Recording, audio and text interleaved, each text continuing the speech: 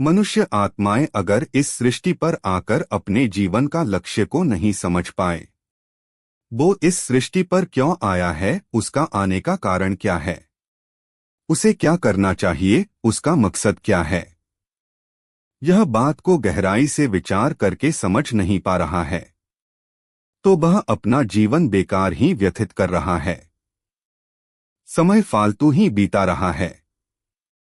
क्योंकि ऐसे ढेर सारे दुनिया भर में मनुष्य आत्माएं हैं जो रोज खा रहे हैं, पी रहे हैं, काम धंधा कर रहे हैं, फिर मर जाते हैं।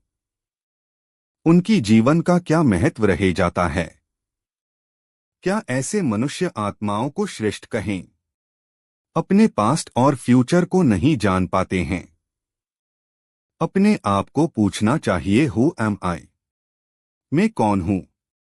अपनी जाति का स्मरण करने चाहिए ना। लेकिन मनुष्य अपनी पूर्व जन्म के बारे में जानने की बेहद कोशिश की है। पूर्व जन्म में वो क्या था? उसका घर परिवार कैसा हुआ करता था? उसकी वृत्ति, संबंध, संपर्क, वेशभूषा क्या होता था?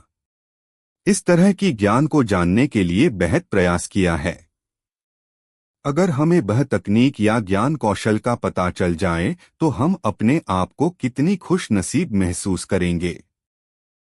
लेकिन इसमें मुश्किल यह होता है कि मनुष्य मरने के बाद उसकी 5 तत्व की शरीर को जलाए दिए जाते हैं।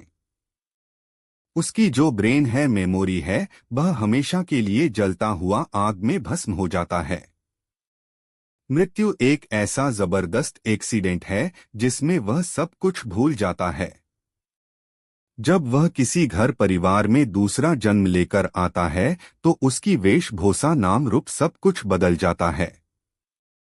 उसको पूर्व जन्म के हिसाब से आइडेंटिफाई करना बेहद मुश्किल हो जाता है, कारण उसको अपनी पूर्व जन्म की स्मृतियां नहीं रहती। जब शरीर ही जलाए दिए जाते हैं तो उसकी ब्रेन भी जला दिए जाते हैं ना। फिर वो क्या लेकर दूसरी नए जन्म लेता है, अपना पहचान बनाता है। वह अपने साथ मन, बुद्धि, संस्कार लेकर नया जन्म लेता है, जिसे हम आत्मा या सूक्ष्म शरीर कहते हैं। ये भी एक लॉजिकल टॉपिक है, इसके ऊपर खुलकर रिसर्च नहीं हो पाई है। जब उसको नया शरीर, नया ब्रेन, नया फंक्शनल ऑर्गन मिल रही है तो वह अपनी पुरानी चीजें पास्ट में जाकर कैसे देख सकती है, स्मृति में कैसे ला सकती है? किसी ने कहा, अपनी आत्मा रूपी रिकॉर्ड में वह सीन्स, वह स्वभाव, संस्कार रूपी कर्म